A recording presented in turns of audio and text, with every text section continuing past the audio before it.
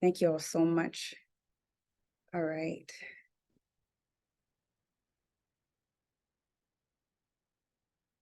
Yes.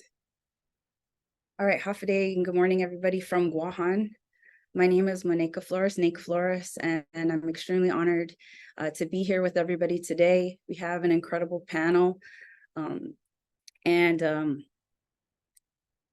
Just in the last, 24 hours, there have been horrific and appalling attacks. We're on day 43 now, and still no ceasefire.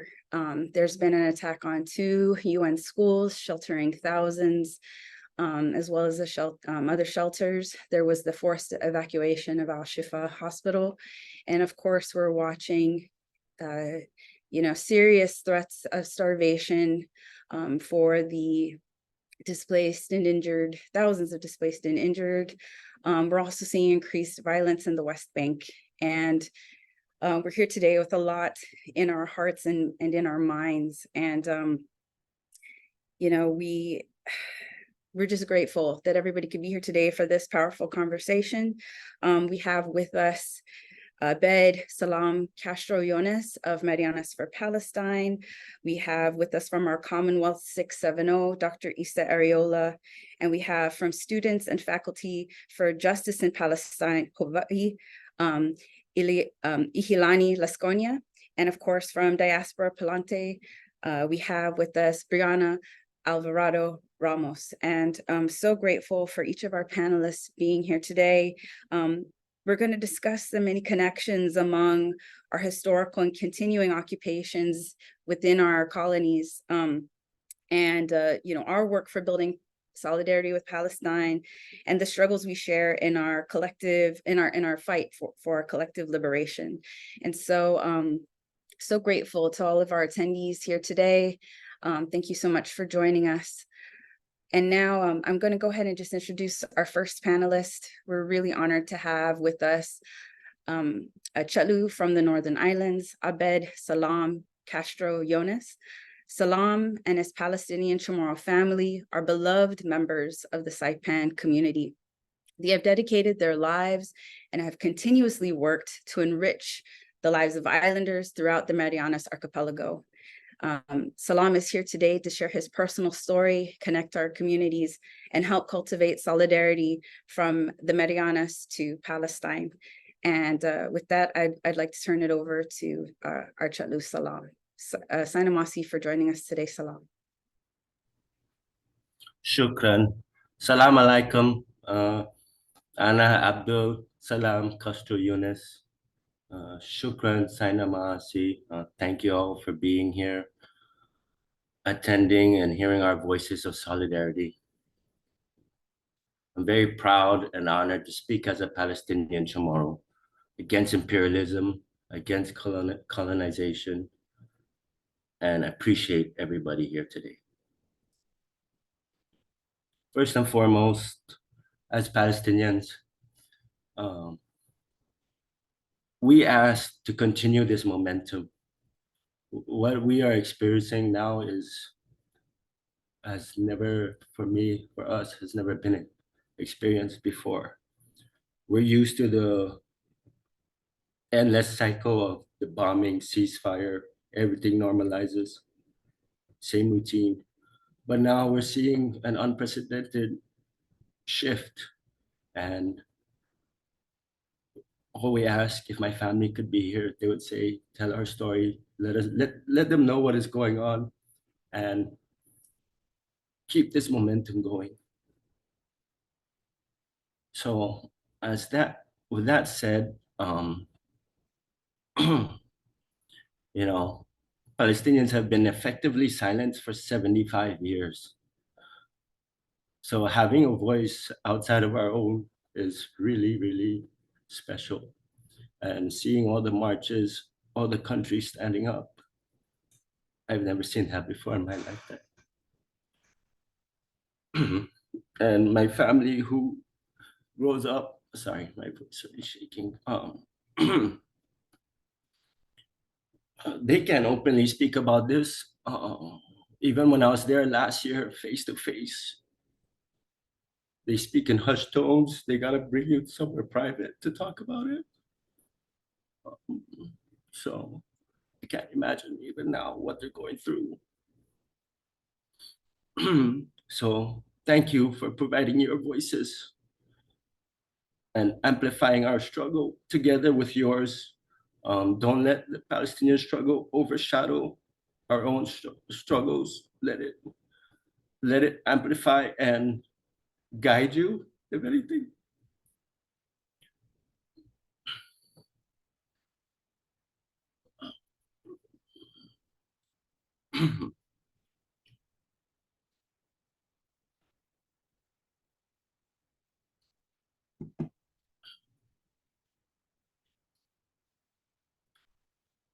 um, you know, um,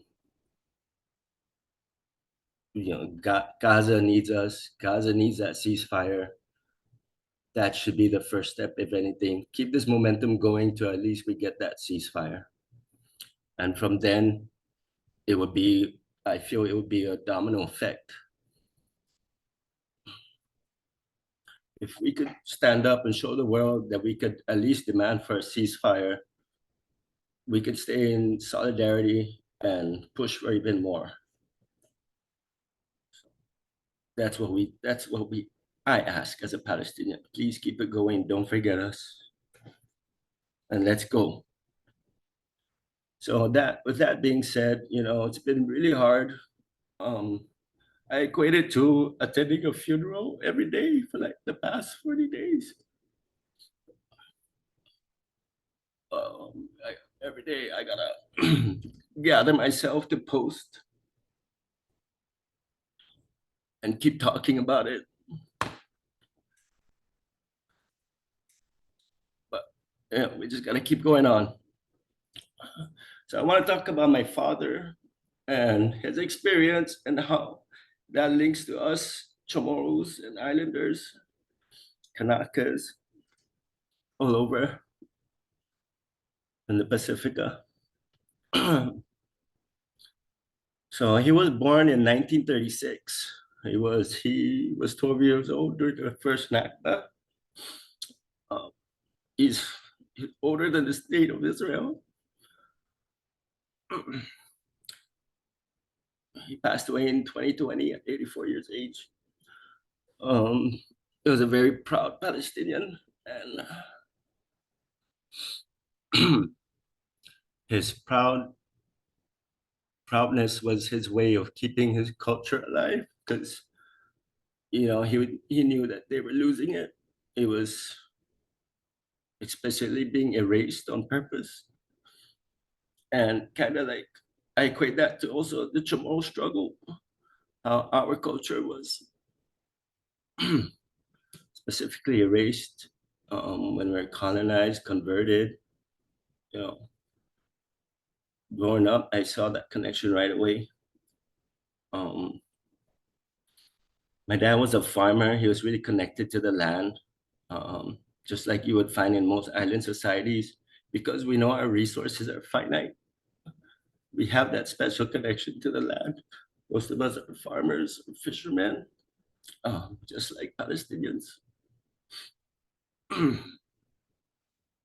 Excuse me.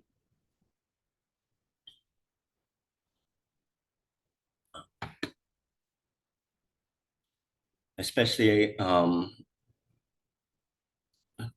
in Palestine, in the occupation. Now they know how limited their land is, how resources, so they work it, they cultivate it. Outside of every Palestinian home, there's orchards, there's fruit trees, just like you would find here in the islands, banana trees, lemon trees, all that. We're very connected to the land. And my dad, he was the same way too. He was a farmer in Palestine. When he came here, he started farming also. And until this day, we still have a farm here in the islands. So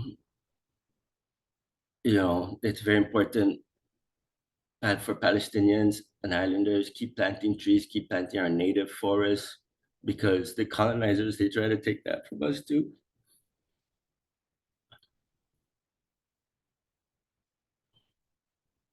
My father, he experiences homeland being taken away from him. Overnight, he went from Palestine to Israel when he was 12 years old.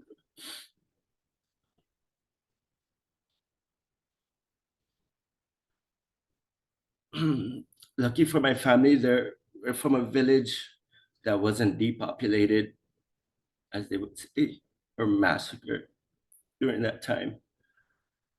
But they have lost extreme amounts of land. On our trip last year, I was with my cousin's husband, and he took us to the top of a hilltop, and he was able to point out these vast farmlands, and he can remember which families they belonged to and which families they were taken from these lands. And he remembers how it's still in his memory how these families were able to share the land. You know, like one during this season, this family grows certain vegetable on this part, and this family grows a certain, and they just rotate and they just all share the land. And he said when the occupation happened, it became monocropping, just and then blocked off. And so these families ended up having to work for the occupation on land they once owned. And even the house that we were visiting, it was traditionally their land, my cousin's husband's land. After the occupation, they lost it and they had to buy it back again just to live there in their village.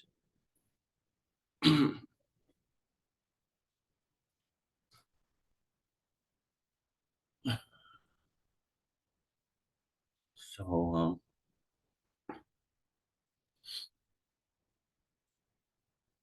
yeah, I mean it's traumatizing. My father, when he was 16, was detained for 40 days for drawing the Palestinian flag. He doesn't speak about it. He didn't want to speak about it ever. And that generational trauma, you know, I know he didn't want it to carry on, but it's there. You can't stop it.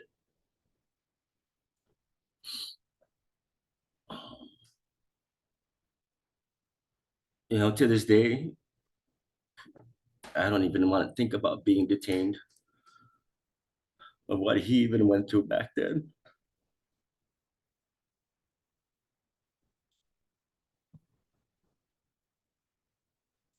My his older brother, my uncle, um, went to Syria, joined the army there to fight the occupation, and was never allowed back to Palestine.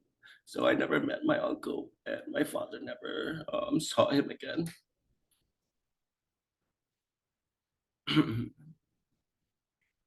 All victims of, you know, these colonizers' wars that we didn't even want any part of.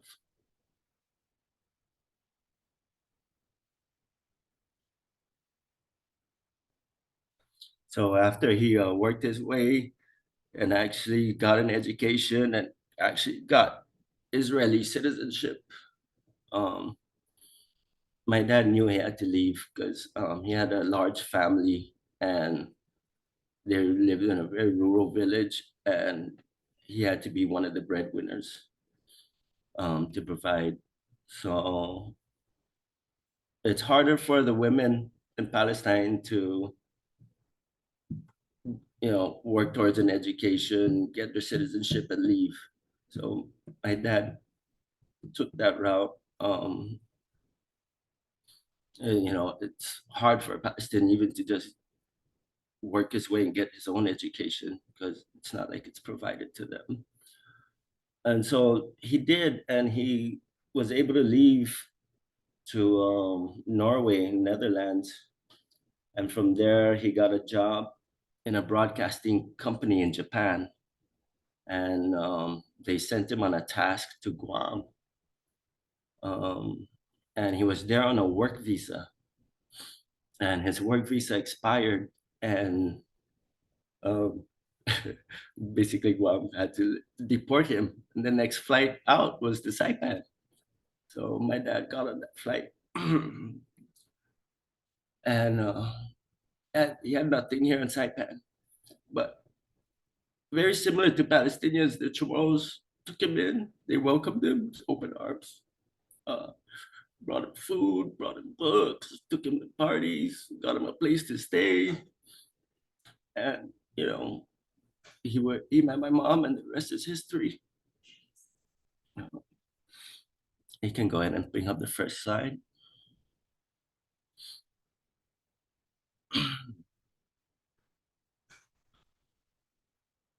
So here's a map of Palestine. My dad's village is up in the north between Haifa, Nazareth, and Jenin.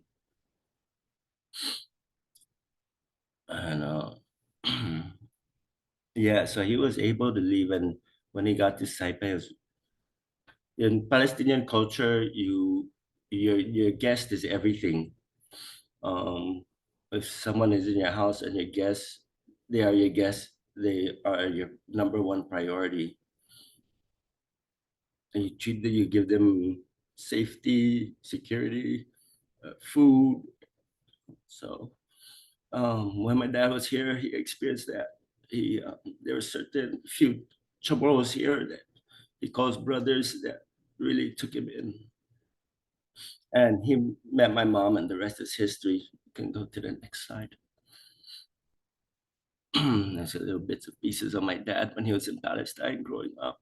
And the furthest picture to the right is when he was here in Saipan in the late 60s.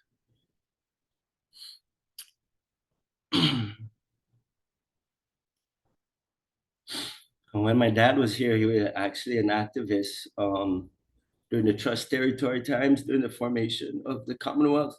He fought for independence. He wanted the Mariånas to be an independent nation instead of a Commonwealth. He knew all about imperialism already. Yeah, he knew about colonization. He didn't want it to happen to us. And him and a few Chamorros actively fought for independence. Um, you know, they actually, I heard stories that they almost took it to their own hands, and there were plans to like burn certain like offices and stuff like that. But he was a freedom fighter. He knew from his core, from his experience growing up in Palestine, and all the way to the day he died, my dad was against how the U.S. supported Israel so much. Um, he never wanted to become a U.S. citizen. He fought against it so long, but in the end, he had to. That's uh, how much he felt towards imperialism. Sorry.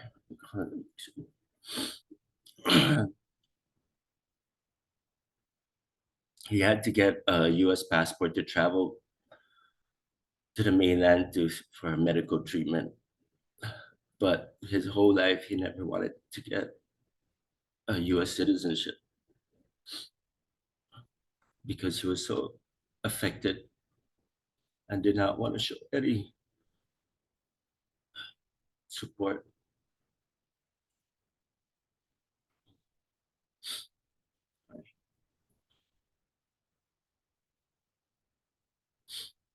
So, and my dad ended up starting the first local independent newspaper here in the Marianas. And with that, he always voiced, there was a special page that he always included the Palestinian struggle, news about Palestine.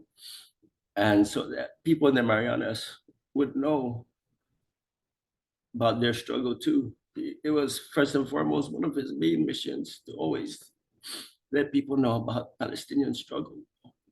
And like I said, he fought also for Marianas independence,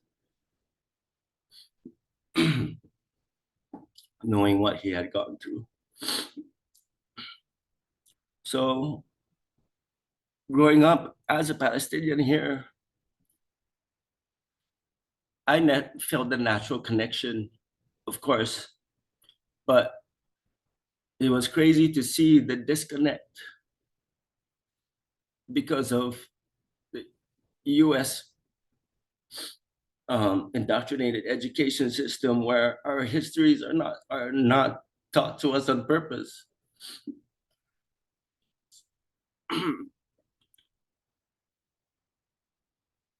You know,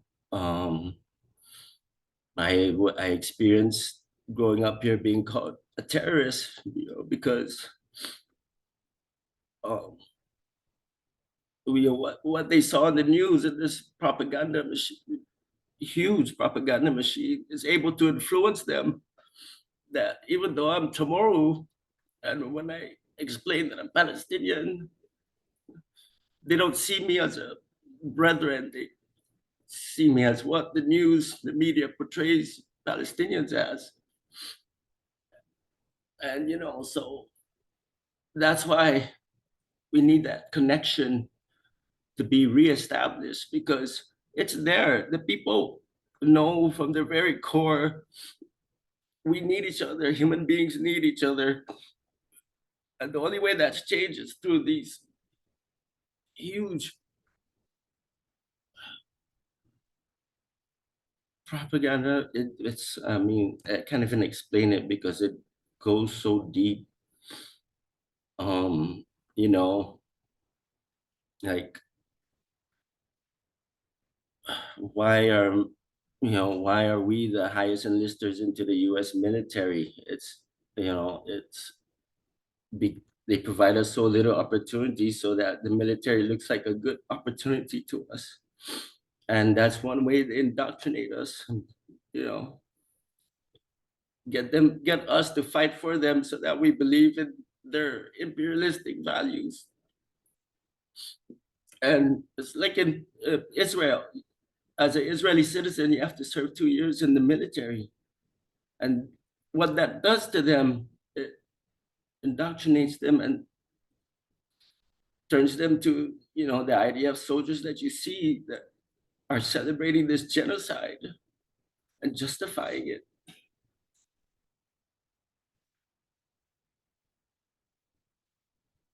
So,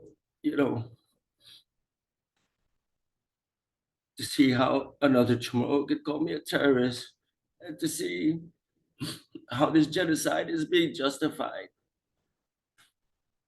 there's a real connection there. But that's not the connection I want.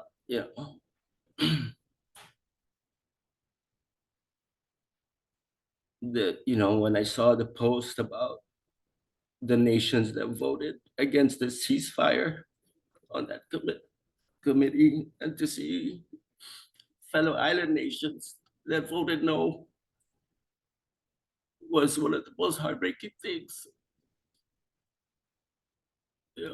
As a Micronesian, that was really hard.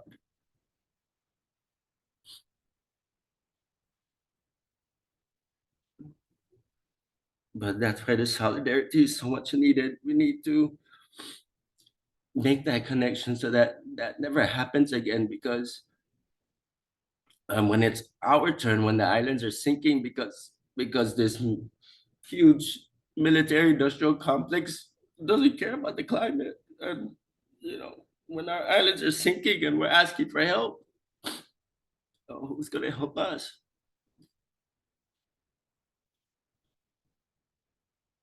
So that's why just even taking the very first step to get people to keep advocating, pushing for that ceasefire here in the islands, everywhere, is so important.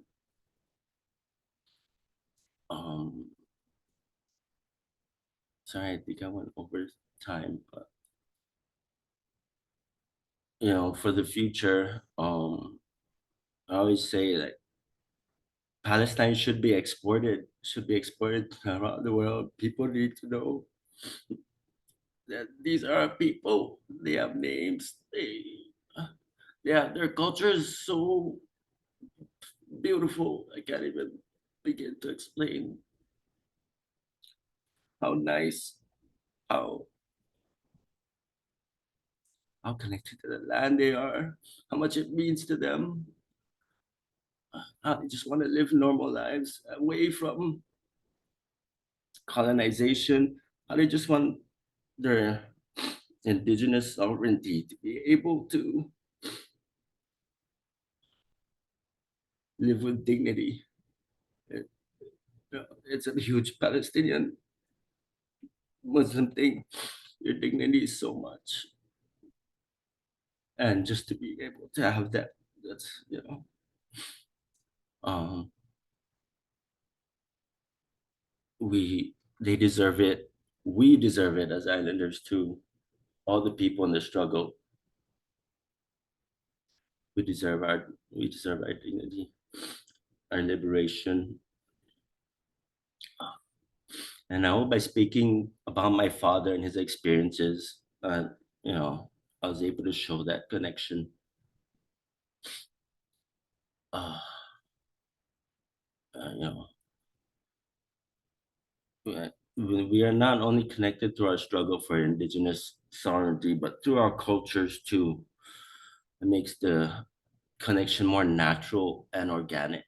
I mean, I said it before, I feel it naturally, and I want other islanders to also feel it too. Thank you so much. Thank you. Shukran. Miga Ma'asi, Salam. We're extremely grateful for you being here today, and sharing your story with all of us, sharing the story of your father and your family, and also speaking to the dignity of the Palestinian people. Aside from the horrible atrocities we've been witnessing over the last 43 days now, we have seen the constant dehumanization of Palestinian people by Israeli leadership, by Israeli media, by Israeli performers, celebrities. It's overwhelming. It's overwhelming, and it's something that's been happening for decades. And you know, thank you for speaking truth to all of this, and for sharing, for truly connecting all of our struggles through your lived experience as a Palestinian Chamorro living in the Mariånas. And we're just so honored you could be with us, and so grateful for everything your family's done for the Mariånas and for the work of your father. So Miga Masi Shalu, we're so honored and grateful for you to be here today. We will remember your story, and it will be with us as we move forward in our work together for our shared liberation and for a free Palestine. And with that, I would like to hand it over now to our Chatlu now, Brianna Alvarado-Ramos. Brianna is sorry, just one second. Brianna is a co-founder of the Diaspora Palante Collective, a group of Boricas in the diaspora fighting for an independent and socialist Borican, or so-called Puerto Rico. The DPC hosts brigades to connect those in the diaspora with our people in the archipelago, and hosts political education events to bring the history and current happenings of Borican to the diaspora. She has been organizing for Puerto Rican independence since 2017. Driven from her principle of international solidarity, Brianna and the DPC work alongside the Black Alliance for Peace, Palestinian Youth Movement, Cuban solidarity groups, and more. And Brianna, we're so honored that you could be here with us today to, share with us the extensive history of solidarity between Boricua and Palestine, and your work as well. Chatlu Sainamasi for being here. Gracias, thank you. Thank you so much, Abed Salam, for your story. Yeah, I can't even put into words how grateful I am for you, but I know that you have a whole group of Puerto Ricans that are ready to go for Palestine, and it will always be that way. So thank you for sharing your story. And I know that your father and your family are very proud of you, so thank you. I won't be too long. I wanted to kind of give a brief overview of Puerto Rican history. It's going to be, within 5 minutes, so very condensed, but just to kind of like give context to the connections between our country, Borinquen, and Palestine.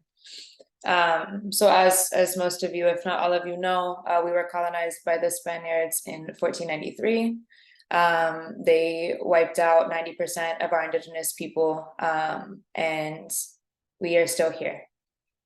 So after kind of all of that, everything that they've tried to do, our resistance still succeeded, and our people are still here. And I know that will be the same for Palestine in years to come.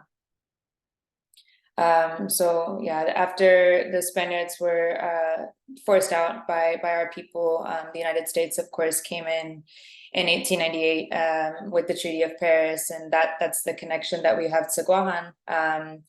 Unfortunately, the United States took over Guam, Puerto Rico, Cuba, and the Philippines. Moving forward a bit to the year 1917, the Foraker Act was passed, and this is what allowed the United States to essentially coerce our people into becoming citizens, forced citizenship upon us. The reason why they did this was so that Puerto Ricans could fight in the US military whenever World War I was happening. So similar to how you said earlier, our people kind of being forced into this and not really given another option, and having to be forced into a military and fight these imperial colonialist wars, without really a choice to do so. A giant independence movement then grew from that, and it began around the 1930s, the independence against the US, to be clear, because there was also an independence movement against Spain. And in the early 1930s, there was uprising of sugarcane workers that were being paid little to nothing, really having a lot of different health issues and having to be forced to work. I would call it essentially slavery. And so our Nationalist Party founder, Pedro Campos, who was brutally murdered by the US government, kind of led this strike for the sugarcane workers, and that thereby put him on the United States hit list for, connecting the workers' struggle to that of the broader colonial and imperialist struggle. So a broader independence movement began. We moved to the 1950s, where there was the Hawai'i uprising, where across a bunch of different towns across the main island in Puerto Rico, went after police stations and U.S. post offices, and really began to declare independence. And that revolution in Hawai'i specifically was ran by Blanca Canales. And another group of independence fighters went to Washington, D.C., actually, which is ironically where I'm based at the moment.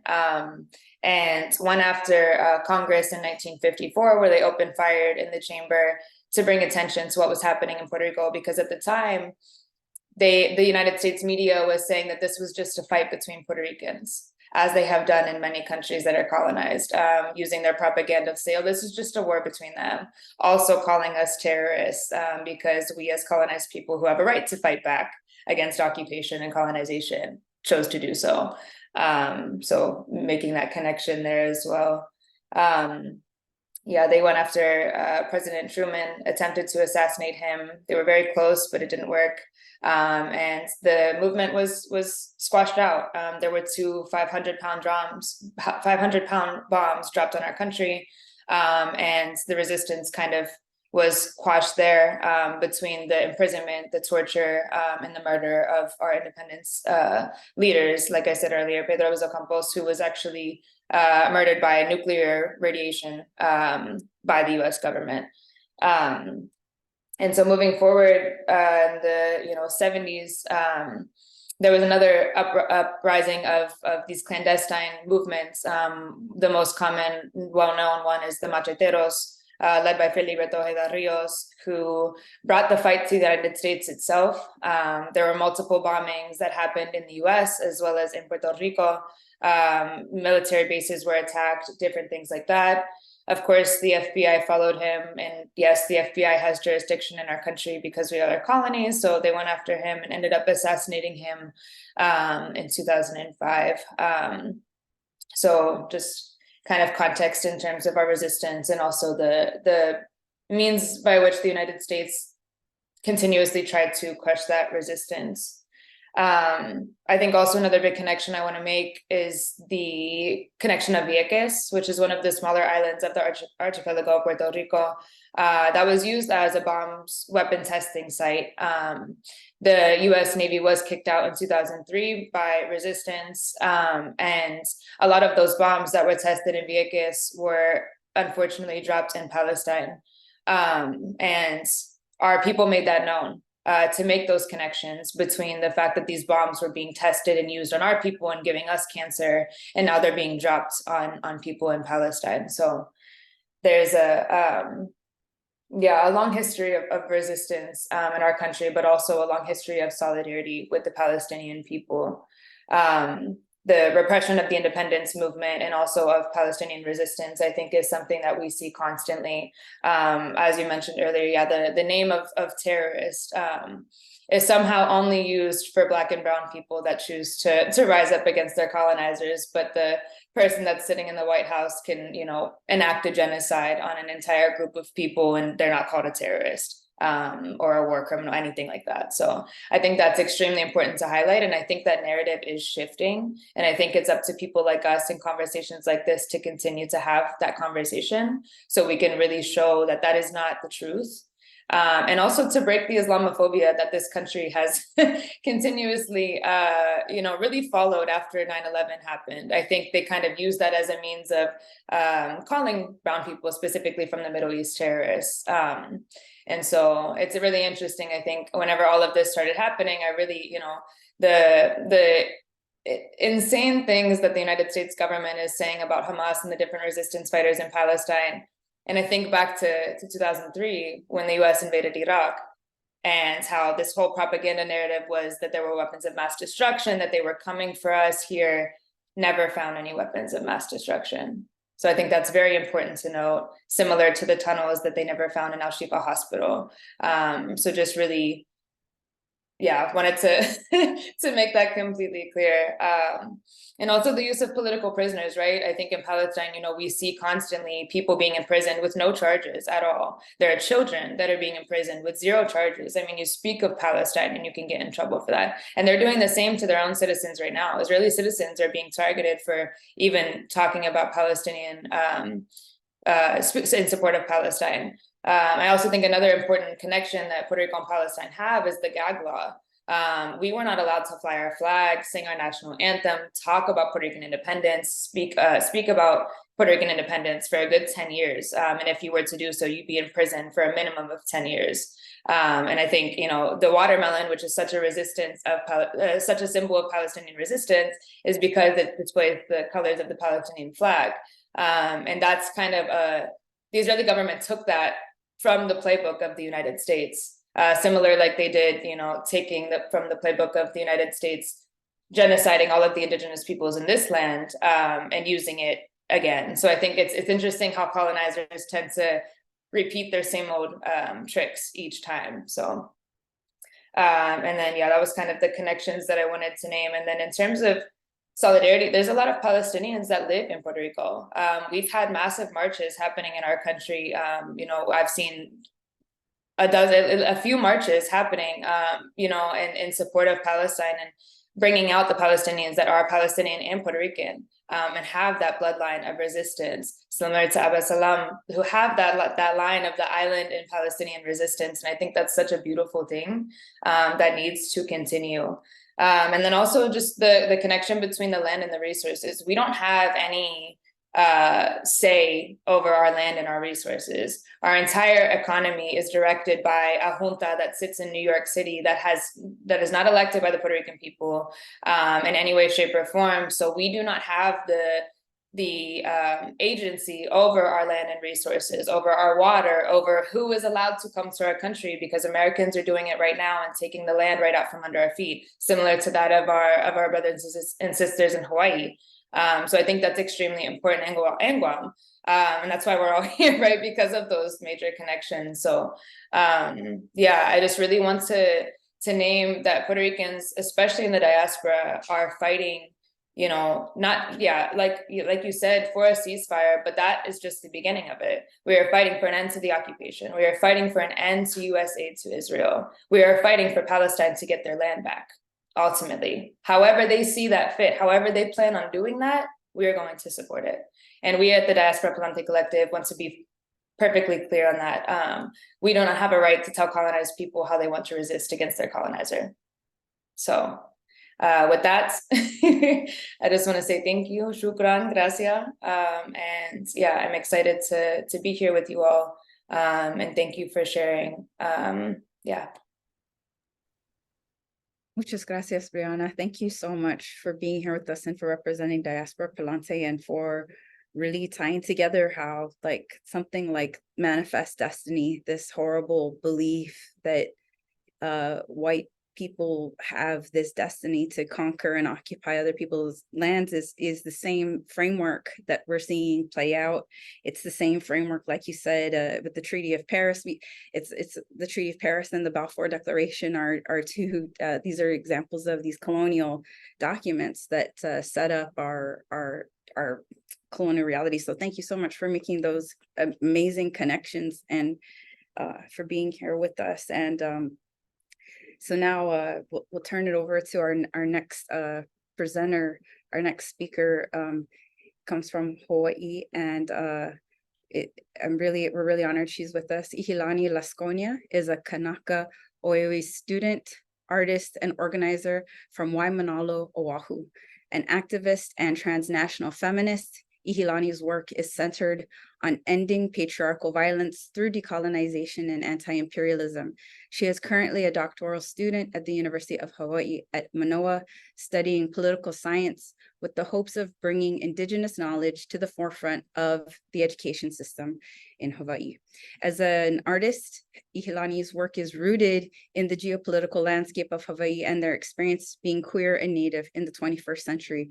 And ʻIhilani also has a wonderful rap on the BDS playlist, which it really celebrates Hawaiian Kanaka solidarity with the Palestinian people. And we're very grateful for ʻIhilani. Mahalo, Ihi, and please, whenever you're ready. Thank you so much for being here. Yeah, mahalo, Monaeka, alone kako. Ova o ka ʻIhilani i hupani Lasconia, no kane ohe a me Waimanalo mai au a kaiki manawa ke noho nei au I ka ʻainanani o Manoa. He kuʻi kākou. So hello everyone, like Monaeka said, I'm ʻIhilani. I'm from Waimanalo on the island of Oahu, and I'm part of Students and Faculty for Justice in Palestine at UH. And something that I'm going to be doing is just talking a little about the history of the occupation of Hawaii, how it's connected to militarism, how the occupation of Hawaii, and because we're so militarized, that bridges a connection between the occupation of Palestine, understanding that it's not Israel that just exists as a colonizing country, but all the countries that empower Israel to be what it is, with the US being one of the largest countries and supporters of that. So I'll be talking about that. But beyond shared struggle and shared oppression, the joy and the pilina, these really intimate relationships that we're able to build when we connect with one another, not just through our colonizers, but through this mo'okua, or this genealogy of resistance. So that being said, I'm gonna cue up my slides. If someone could let me know if they're able to see them or not.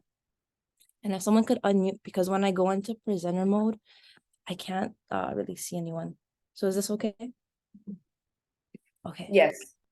Perfect. Okay. All right.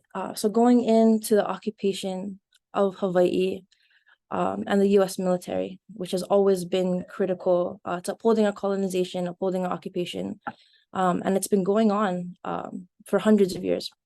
So with 1887, there was something called the Reciprocity Treaty. It wasn't reciprocal between Kanaka Maoli or Native Hawaiians and the US, more so Haole or white sugar planters in Hawaii, who eventually led to the overthrow of our kingdom.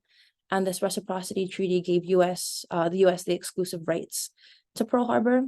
So understanding that the importance of Hawaii was so that the US could colonize other places in the Pacific and also the Philippines.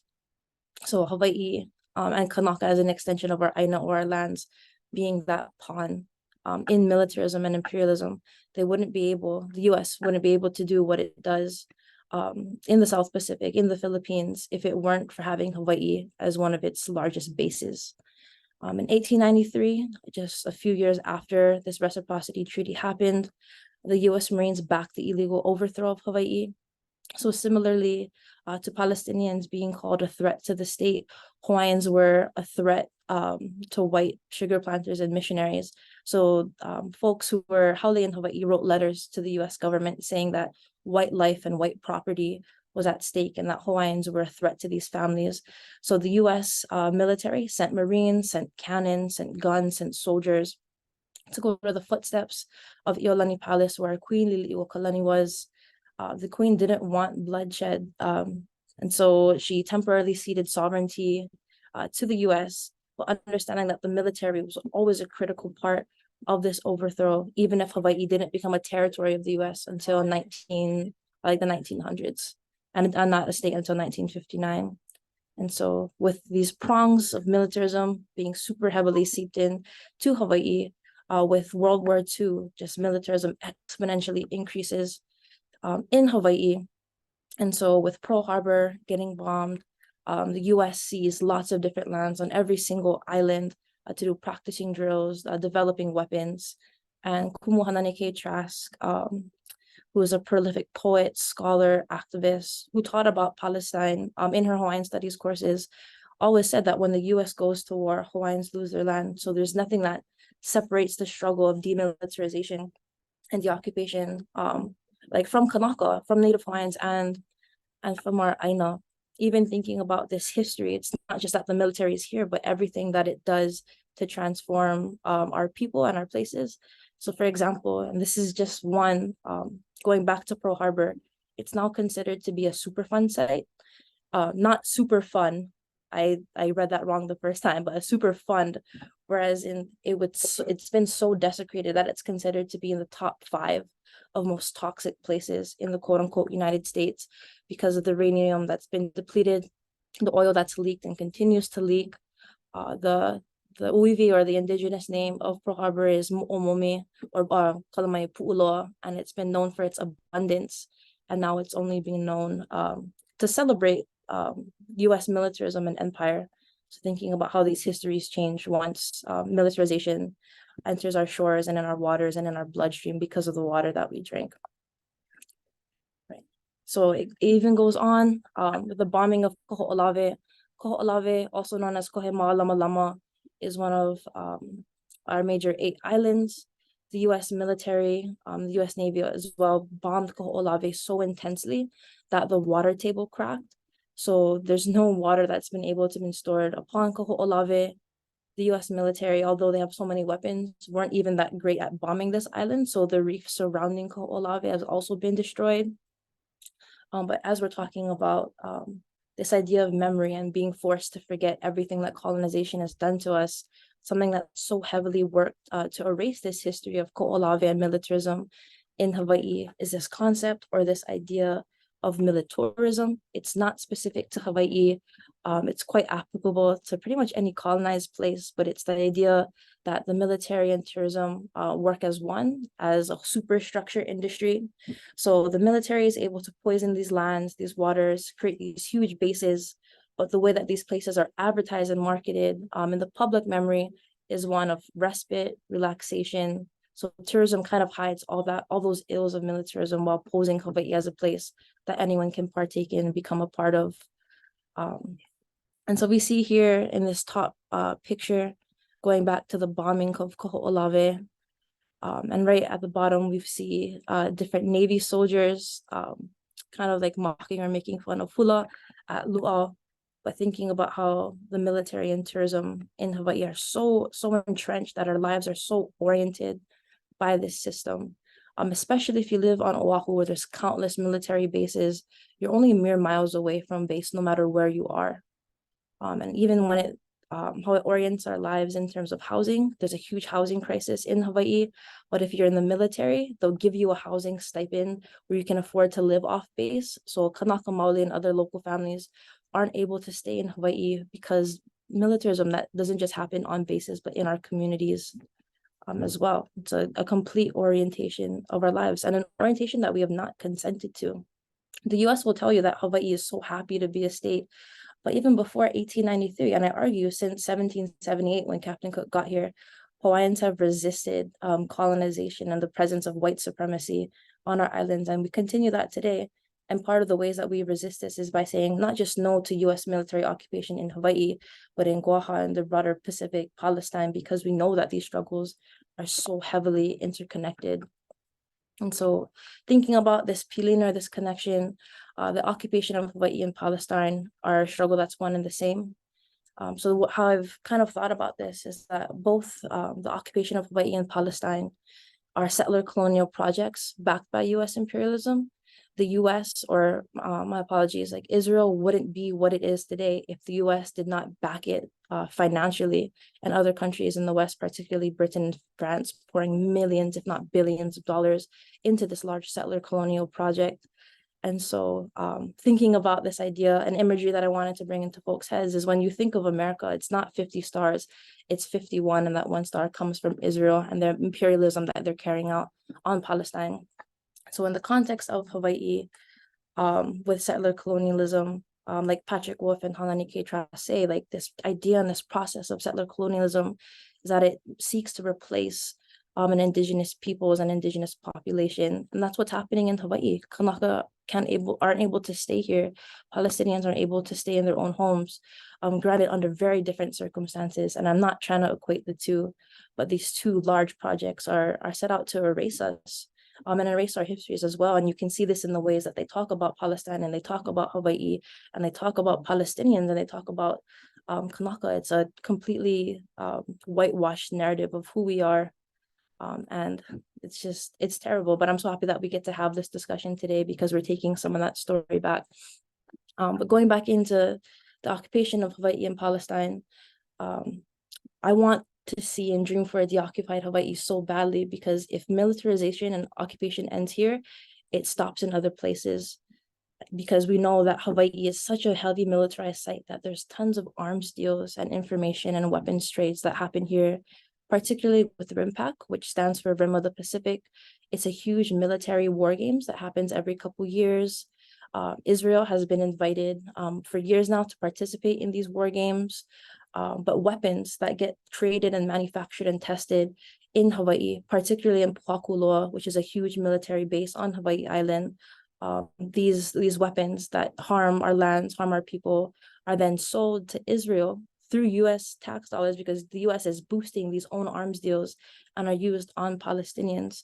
So these weapons are going from Kanaka Iwi or Native Hawaiians to Palestinians. None of us, by the way, are consenting to any of these deals. But this harm is still happening in both places. Continuing on, like with the occupation of Hawaii and settler colonialism, one of the first and arguably the most staunch supporter of Israel is Senator Daniel K. Inouye, who is a Japanese settler in Hawaii who gained a lot of social, political, and economic power through settler colonialism. He's actually so popular within Israel that he's not just the only senator, but the only US politician and the only politician in the history of the world to date where there's a military base and weapons named after him, because of how strongly he supported Israel. And it's because of the occupation of Hawaii and settler colonialism in Hawaii that settlers like Daniel K. Inouye are able to collude with the United States and inherently collude with Israel to commit these atrocities and these war crimes in my homeland and within yours. It's just terrible. And even decades later, we have folks like Larry Ellison, one of the most wealthiest men in the world, who owns one of our 8 major islands, Lanai. And he's the owner of Oracle Group. If you're not familiar, it's a huge technology and now AI system that develops information and surveillance technology. One of their head bases or working groups or headquarters is in Israel. He's very, very close friends with Netanyahu. Kanaka Māoli have protested Netanyahu coming to Hawaii, but because of capitalism and colonialism, and because Larry Ellison owns an entire island, our consent is just trampled over, and he's hosted Netanyahu here multiple times on his private island, where Kanaka Māoli are just subject to this really, really terrible, terrible person. So in a deoccupied Hawaii, Larry Ellison's out, Netanyahu isn't welcome, nor is the US military, and that's the future that we're working for, or towards and dreaming of. And so it's probably my favorite slide. It's like the least sad. So understanding that our solidarity is forever and it will never be conditional. Brianna, I think you've said it so well, is that we'll continue to support Palestinians and fight for them by any means that they choose necessary, that our solidarity will never be conditional upon our beliefs or what we think is Puna, right? Like, we are with you folks, like, to the end, because there is no deoccupied Hawaii without a deoccupied Palestine, and our struggles are so heavily interconnected, and they're also genealogical.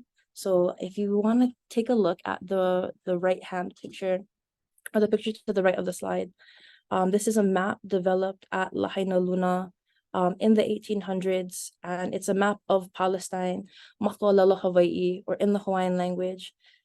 So within our community, within our newspapers, Hawaiians, as an independent kingdom, we're talking about Palestine. We had names for your Mauna, for your rivers in our own language, and most of them are transliterations. But thinking about how we knew of each other's homelands, and we had friendly and diplomatic relationships with one another, inspires me to think about how we can refresh these pilina, and thinking about an independent Palestine and an independent Hawaii. What would those relationships look like? Relationships that are not necessarily bound by colonialism or imperialism, but a shared love for land and culture. And so this is just one of the many, many maps that were printed about Palestine, but thinking about how our national consciousness was so rooted in understanding what other people and other places were like, that were kind of similar to us. These are just, these other pictures are just, I guess, some photos of how we've helped to continue this pilina, or relationship.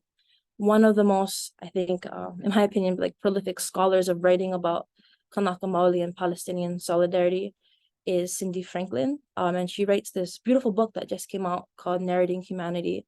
And it's connecting the movement between Palestine and Mauna Kea, and how in July 2019, when the National Guard was deployed on Mauna Kea against Hawaiians, within days, Palestinians showed up with your hire, with your flag, and were on the Mauna with us. So that's just one example, or one instance of how our movements are so connected. Being a student of the University of Hawaii, and you can see it in this bottom left-hand picture, there's so many students who are waking up to the fact that our institution quite literally funds genocide. UH has some of the biggest like package deals between our institution and the US military because of like our location and our connection with these different bases. And there's students from, honestly, like every department, not just ethnic studies or political science, but all majors, calling for UH to divest from genocide, not just within Palestine, but other places as well. But now, like, this is like the pertinent thing we're fighting for. A couple of weeks ago, we've had the ability as students and faculty for justice in Palestine at UH to invite Malak Matar over. She's an incredible Palestinian scholar, but best known for her art. And thinking about what sustains us during these really hard times, it's the not just the movement work, but the music and the art that teach us about one another. And she did a beautiful portrait on Kumuhananeke Trask, which she got to release just a few weeks ago. And I have one up here, so I just wanted to show everyone. But thinking about how, you know, we're not just connected through struggle, but through joy. We also have this huge intellectual mo'oku'auhau or genealogy, I know about Palestine because of the fierce Kanaka Maoli women and scholars who were brave enough to speak about it and draw those connections. And that's completely, or this piece right here is completely a product of that solidarity and of that pilina. And the bottom is just some other awesome student organizers who are committed to doing the work of unlearning all the ways in which we've been Americanized so that we can fight for a decolonized Hawaii, Palestine. If you're tuning in from Hawaii and you're looking to get connected, here's like a quick plug. Like Monaeka said, we have a playlist about Palestine. So it's not just folks in Hawaii, but all around the world making songs, talking about this struggle, building the connection. If you're on Oahu, we're going to be having a rally tomorrow at 4 p.m. at the Duke Kahanamoku statue in Waikiki. We're going to disrupt some tourists on vacation, and it's gonna be a good and safe time. And next week, there's going to be a webinar talking about a free Palestine with the Palestinian Feminist Collective online. So those are just the major things coming up. Some accounts to follow are SFJP at UH and Hawaii for Palestine. I will stop sharing my screen now, and thank you.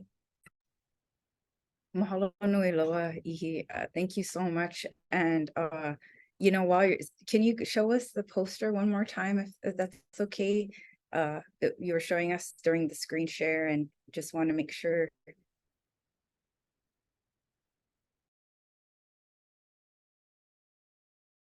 Amazing. Amazing.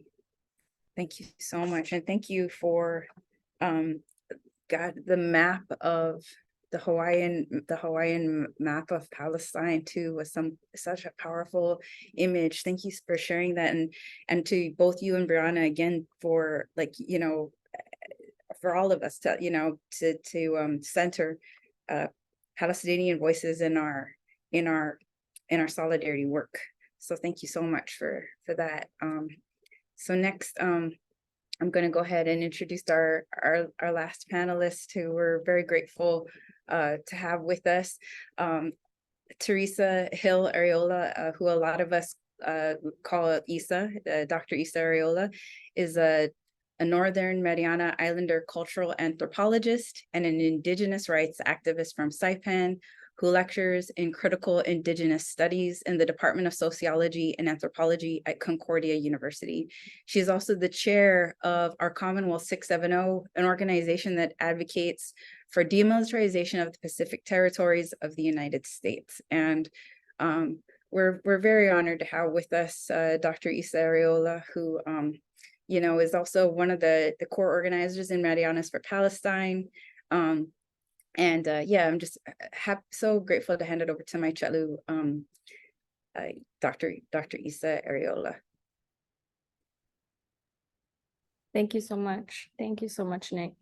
I just want to give a big thank you, still Smaasi, to these beautiful presentations that we've seen, and for sharing your stories. They're really so powerful. And so I'll do my best to kind of, let's see if I can share my screen here.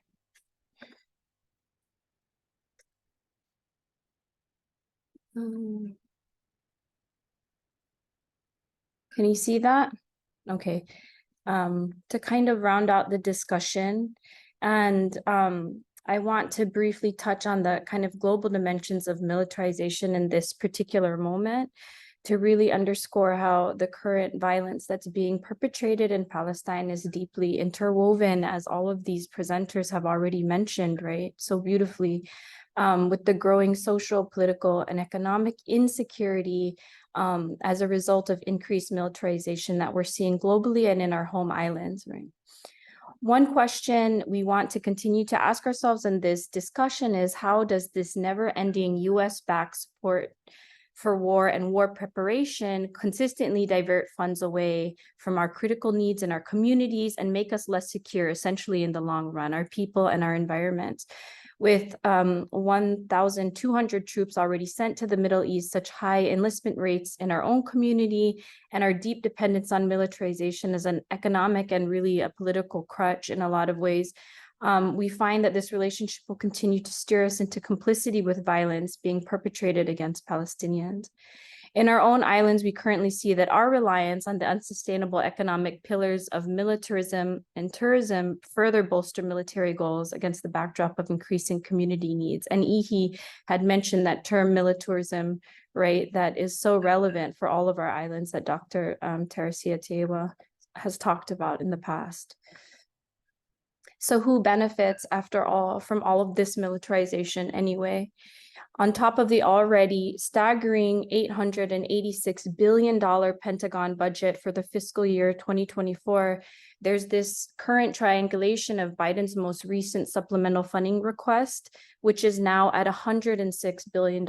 And this includes the triangulation of funding for Ukraine, Israel, and guess where else? The Indo-Pacific, right? So all of this, even in that budget alone, you can see our connections with so many promises of funding for war and for the preparation of a future war here in the Pacific. The US continually finds itself constrained by where to send the most resources for war, right? Investments in war are volatile, they're expensive, and the US's subsidizing of Israel's bombing and ground invasion is now causing concerns over whether or not the US can even follow through with its promises that it talked about in the Indo-Pacific anyway, right? So we can see the volatility even in that funding discussion.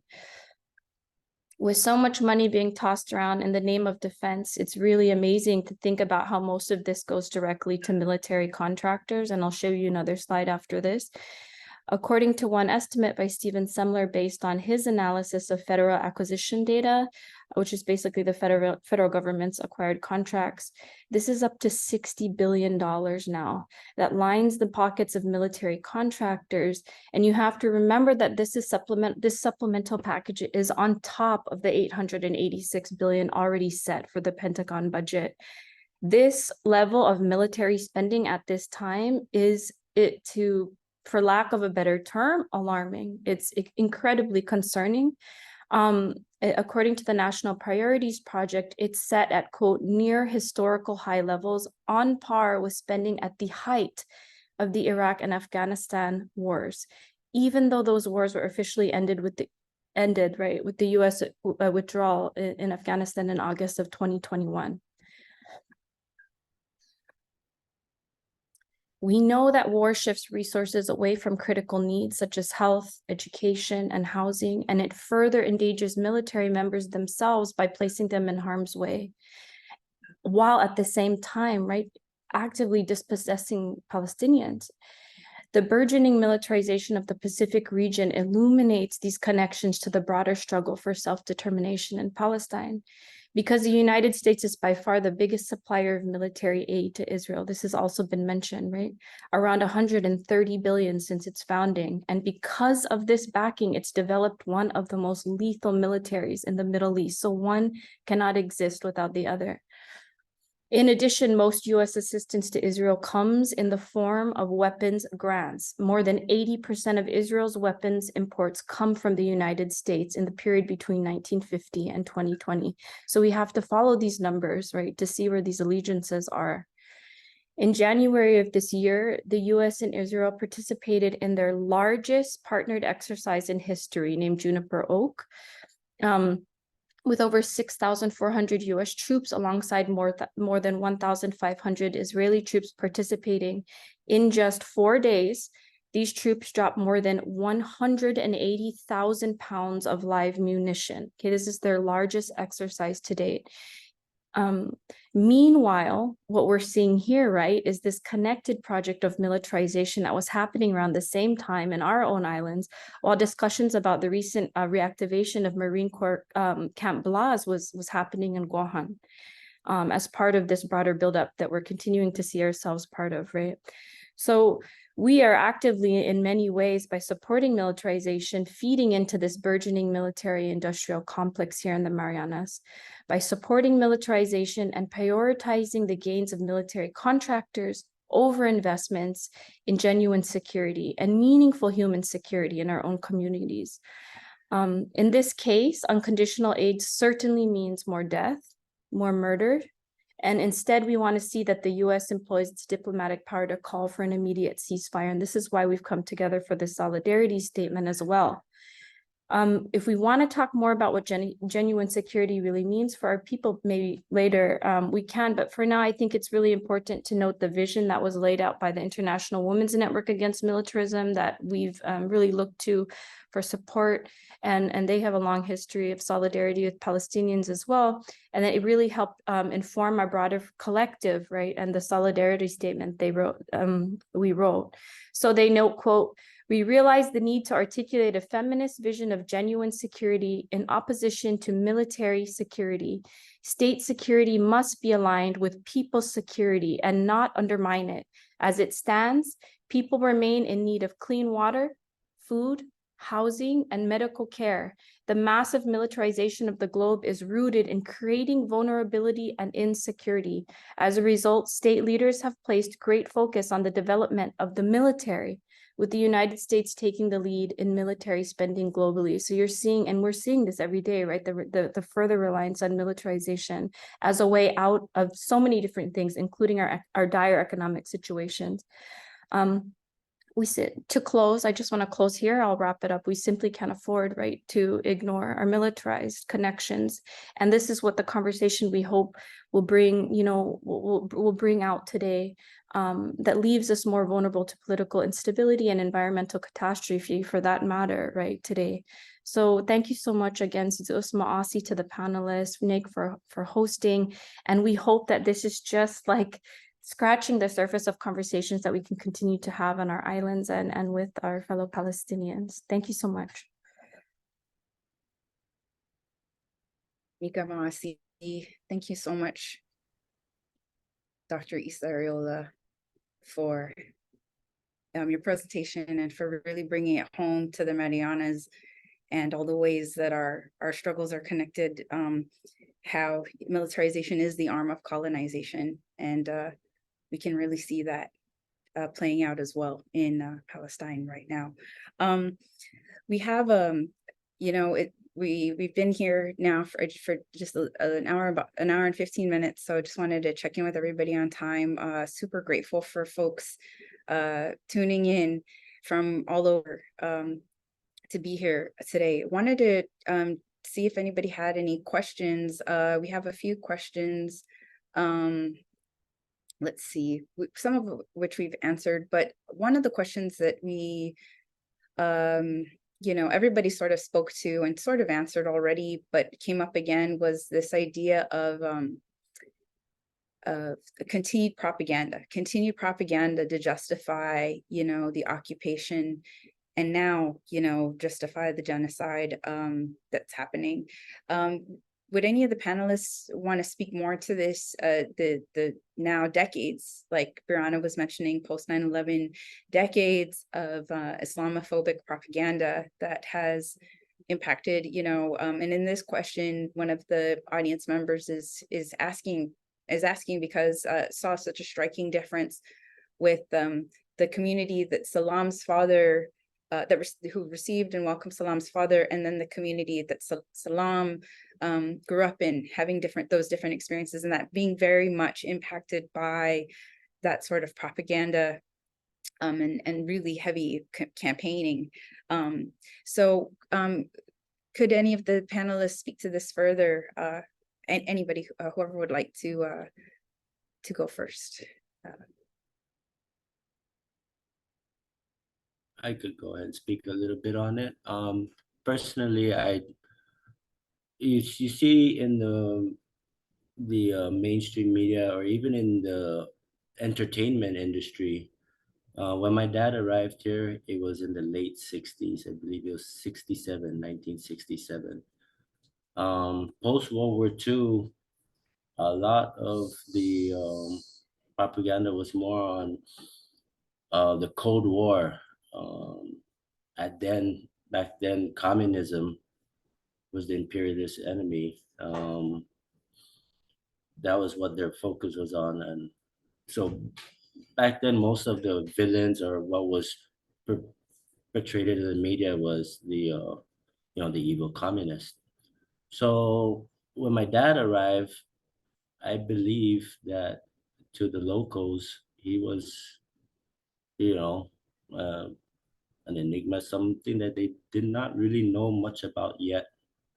But by the time it got to when I was growing up, late 80s, early 90s, already the Gulf War had taken place. There was, the shift ended after the Cold War. Now the new villains were the Muslims, the people in the Middle East, in the movies, in the news. That's what they portrayed it as. So by the time I was growing up, that's what they saw me as. Even my own wife admitted to me that growing up, post 9/11, she thought all Muslims were bad people because it got to her already, the news, the propaganda. And, so that's what I got to say about that.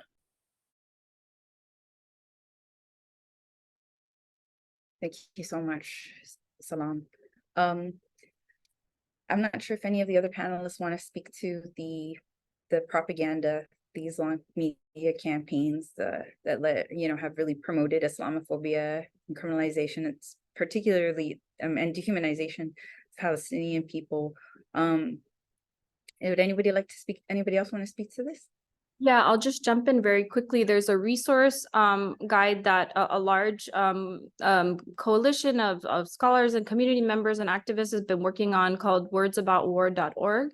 And there's a guide in it about how to talk about what's happening right in Gaza. And so when it comes to the media, we have to be really clear about how to unpack the terminology that's being used to describe Israelis, to describe Palestinians, right? And one thing I forgot to mention in my presentation, which I really wanted to bring up, and I think is so critical because it draws a parallel between us and Palestinians. Another parallel, right, is the term self-defense. Because that's a term that, we are so used to hearing out here,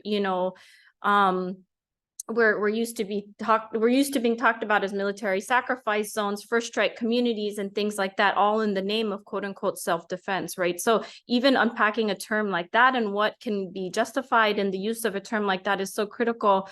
And we want to come together to really to stand against that dehumanizing voice, to speak truth, to speak the truth about the violence, right, that war entails, and that it's not this patriotic mission, that I think we're often indoctrinated to think of, so that it desensitizes us to that pain and that violence, and that connection, right? So these terms really imply this broad sense of collective responsibility and punishment, and we're seeing that has dire consequences in this context. So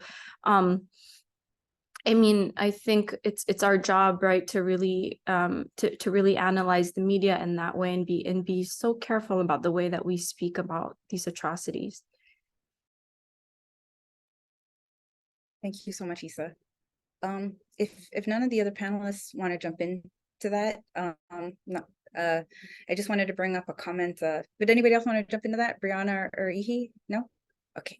I just wanted, somebody did bring up this comment in the chat about ROTC programs, and that's something that is definitely, we can all identify with the Northern Mariånas, Guåhan, Puerto Rico, Hawaii, like these really robust JROTC programs that are in the high schools that are extremely problematic. I mean, for one, there's an economic reason why we have such high enlistment rates. Poverty is a serious issue in all of our occupied places in our territories, right, in our colonies. But things like the Jones Act for Guåhan and Puerto Rico and Hawaii, right, they make everything so much expensive. They keep us in these cycles of poverty, and they guarantee high enlistment rates.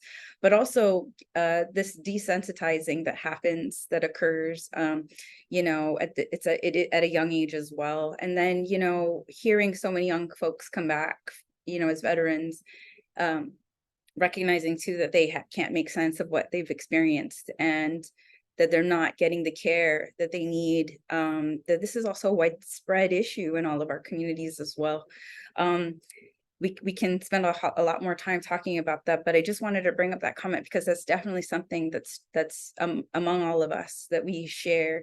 And then just and then I thought we could close with everybody kind of thinking about, you know, where do we go from here? What are our next steps? You know, for all of us here together, you know, thinking about ways we can continue to build solidarity. What are some things, tangible things that will have, you know, true impact to push and for Palestinian freedom? And yeah, you know, it's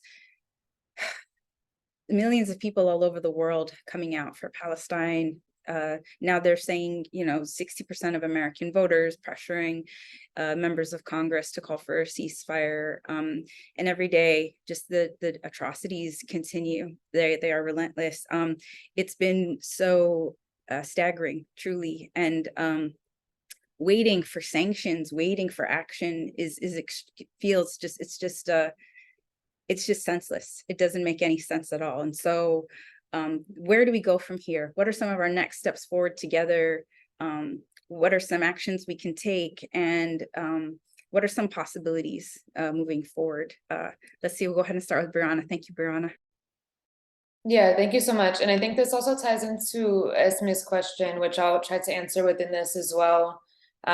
They said everything feels different now. We feel so much closer to the ending grip of colonialism in some ways, but yet the rise of advanced militarization and suppression is scary as hell. Where do we think the international anti-imperialist movement is going, and how do we continue to hold the media accountable for their complicity in genocide? I would say to the first question, right? Where do we think the international anti-imperialist movement is going? I think it's going to continue to grow. I said this the other day. I feel like the United States at this very moment is acting as if it's a hurt animal, or an animal that's dying, in a way that it's lashing out and trying to hold on for dear life with everything it has left. And so within that, we're going to see, this advanced kind of repression, police brutality, and militarization as the United States gains a new enemy every single day. So I think it's important for us to know, as long there's going to be repression, there's going to be increased militarization. I think as long as the people stand firm in what we believe in, and also stand firm together, I think that the power of the people is way stronger than any of these militaries will ever be. I think the power of the people is stronger than anything. Of course, we don't have the weapons that they have and all of these things, and that's something we can have a discussion about off of Zoom. But really just knowing that we are stronger, and also we are fighting for something that is good, and they are on the wrong side of history. So I think in answering that, and then the question of where do we go from here. Being in the US, it's a very interesting kind of situation to be here, as we know that there's weapons being shipped to Israel every single day from a port, a few hours away from me here in DC. So I think for us personally, rather than kind of going to Congress and going to senators and going to our representatives and these things, which I'm not going to knock that, I do think it is important though to understand that we need to take the power back. How can we do that? I think one major way that we can do that is through building working class solidarity. A lot of the people that have the power to actually stop these weapons from going to Israel is stopping the boats from being loaded, the truck drivers to stop these weapons from being brought to the boats, the Starbucks workers to stop, selling these drinks for a company that is supportive of genocide but can't pay their workers a living wage. I think all of these things also bring the masses into the work. So for people that might not know about what's happening in Palestine, or might not understand why it is important for them to care, they will begin to know, and they will begin to understand by understanding that the United States, rather than funding housing, education, healthcare here in this country, is funding this. And that's how we bring the masses on our side, and that's how we bring the workers on our side.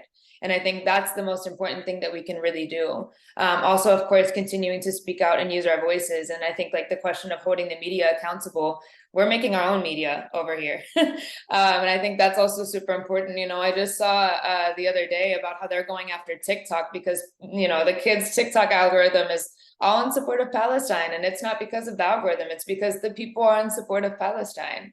So that's just one small example, but continuing to talk with your friends and family and share media on social media to kind of put that out there.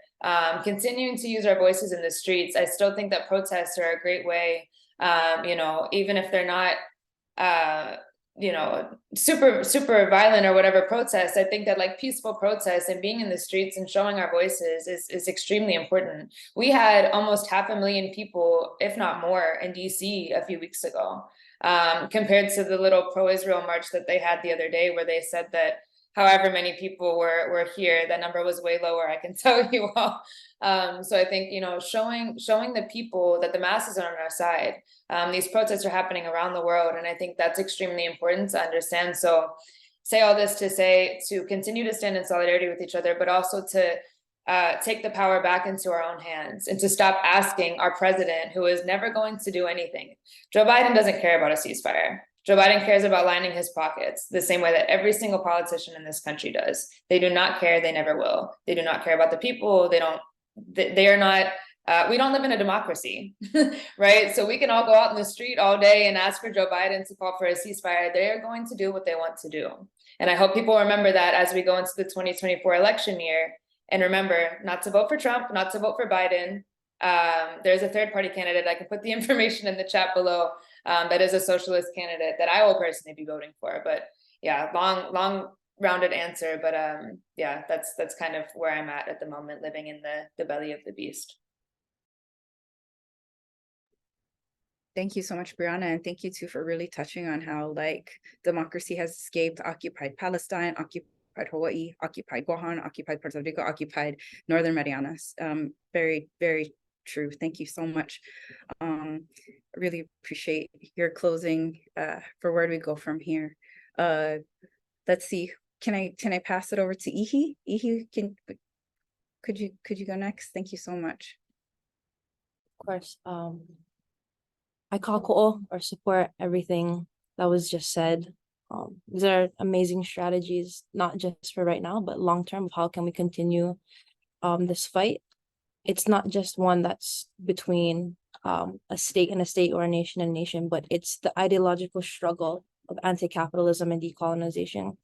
So education really is like that first step for me. Like I have so much learning to do. Because I went and I grew up in an American education system, even though like I'm in college now, there's so much that I don't know about the rest of the world because it was so intentional for Kanaka. And I went to a school where you had to be Hawaiian to go to just be so pro-American, by extension pro-Israel. So education, as many folks are tuning in today, like I know that we have family members who don't want to get involved or who don't care to learn because they think that the island we come from or the place we come from is so disconnected to other places around the world. So it's waking up the people you care most about, like family members and friends, to this struggle.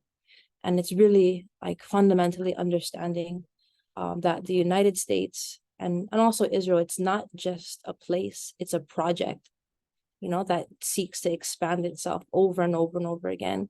It's something that's been done throughout history. We're just living in this particular chapter. And if it's not happening in your homelands now, it for sure will, because the US and Israel is always looking like to expand, whether it be in your lands or in your minds. So this process of education is incredibly critical. I know that folks can feel perhaps like a bit exhausted or inundated with the amount of grief that's happening, and your body's reaction or your mind's reaction to grief is entirely appropriate, but don't let that prevent you from continuing to learn about this and do something. There's ways to process this, and part of that processing is learning about the history of colonization. I think, like Brianna said, folks are waking up. Like Gen Z in particular is overwhelmingly in support of Palestine, and that's due to our own education. And knowing that you're not alone in this struggle, and a majority of the world supports Palestine, like has helped me to go on, can help others to go on as well. Tap into the amazing art and like music that's being created and shared. Art as a tool for not just like political organizing, but sustaining life and joy is incredibly critical. It's one of my ways of processing too. So to summarize, education. In order to combat colonization, you have to know this large colonial history. The world is big, so start with your homeland and see why it is the way it is. Secondly, get involved in your community. If there's a Students and Faculty for Justice at Palestine at your school, get involved with them. If not, create one. A bunch of new chapters are starting, and there's that support to organize. And yeah, have these conversations like with family members. Like these front lines just don't always happen like on panels or like on Mauna Kea on these mountains. Sometimes they're kitchen tables, on the bus with friends. So understanding that the struggle is one that's in our families, in our minds, in our hearts, and it's our kuleana, our responsibility to carry out our solidarity, not just in these panels, but in our everyday lives. Mahalo, mahalo so much, Ihi. Thank you very much. Really also thank you for speaking to the erasure that takes place in colonial education, but also, I mean, it's erasure is something that we and all of us here experience every single day and have to confront every single day.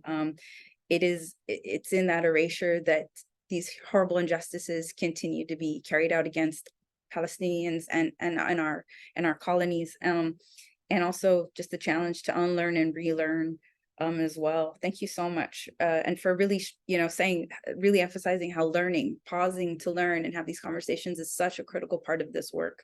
Absolutely. Sanamasi, mahalo, Ihi. And Isa, can I go ahead and pass it to you now for your ideas for some next steps? Thank you so much. Thank you so much. I'm just going to end with a couple things, and I'd love to obviously end out with Salam having the kind of last word here, to center his experience. But I think what's hopeful in this moment is that militarization is telling on itself, right? The fact that we're all able to get together because we see that, hey, that's a strategy that's been used here. Those are words they're using here. What? We're so far away, right? All of these things that make us feel so disconnected, we're finding with militarization that it is indeed telling on itself. And in that same vein, the thing that we've learned from Indigenous scholars and other scholars and activists and community members that talk about settler colonialism, right, is that it's always an incomplete project. It's never complete, right? It never finishes us off. And how do we know that? We're still sitting here, we're still having this conversation, right? So, I mean, that's something that I see as, I mean, perhaps not a strategy moving forward, but that is a strategy, right? Is to really, we don't all have identical struggles, but we're all in the same, proa. So, so we need to be proud, right? That we are here, we can continue to have these conversations, and that in and of itself is a disruption, right? Of this desire to have finality in this process of settler colonialism that we're seeing globally. Sizos Masi. Sanamasi Chalu, that was great. Really always appreciate you. You always appreciate you. Thank you so much. And Salam, we started with your personal story, and we wanted to ground our whole conversation with your story, and now it's appropriate to end with your words and your wishes. So please, Chalu. Thank you so much. Thank you again for everything for today. This really opened up my eyes, and I could just say, moving forward, we can just look to history and see like the People's Power Revolution in the Philippines. The power is with us. I would like to see a global en masse global uprising to upheave the current imperialistic system that is so prevalent around the world today and so dominating and so brutal. We just keep making those connections so that we can get to that point where we're so connected we can all uprise together. Like he said, the art is so important, the music. I remember in that song Soweto, how they fought against apartheid, such an important thing. Make the connections, with our struggles, with our art, with the struggles, like how water was stolen in Maui, how it's stolen in Palestine. Keep bringing those up, so that like Dr. Arriola said, keep making those connections. They're so vital. And also keep in mind the bigger picture, that the imperialists value things like the gas reserves in Gaza more than the human life. And so when the world sees that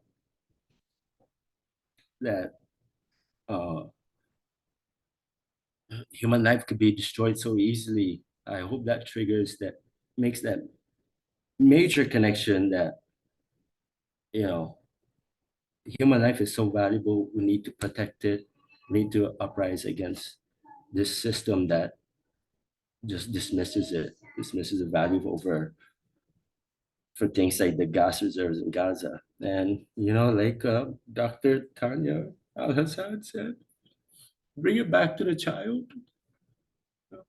to their future, to their world. Keep the movement going for them. That's good.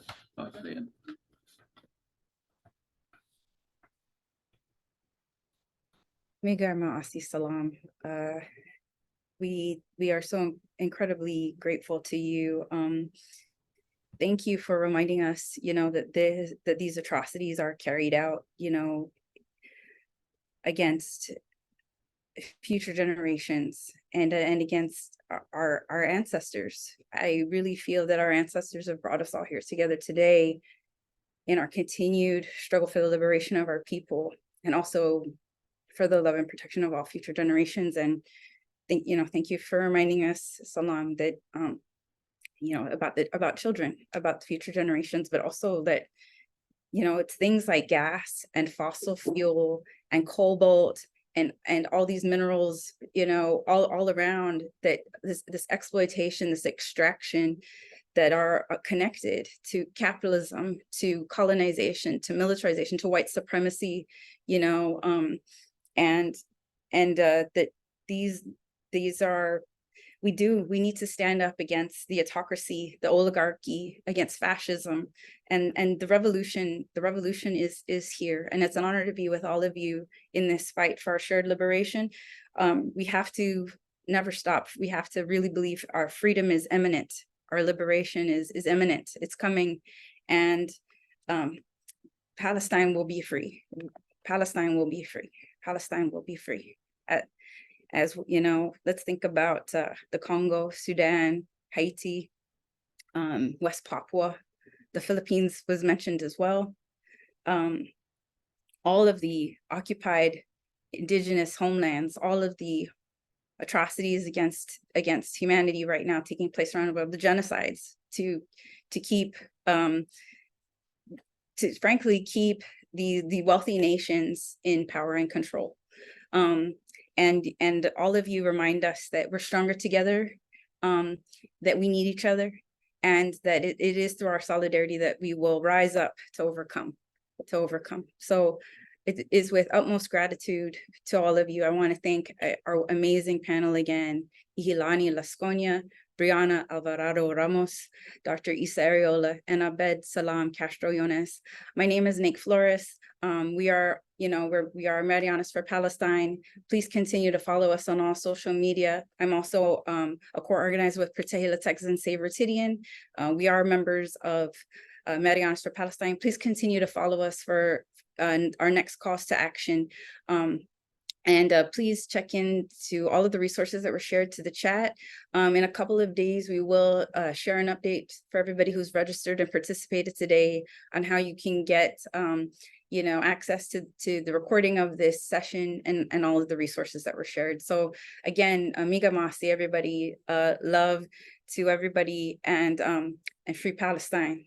Free Palestine, everybody. Amiga masi. Thank you. Free Palestine.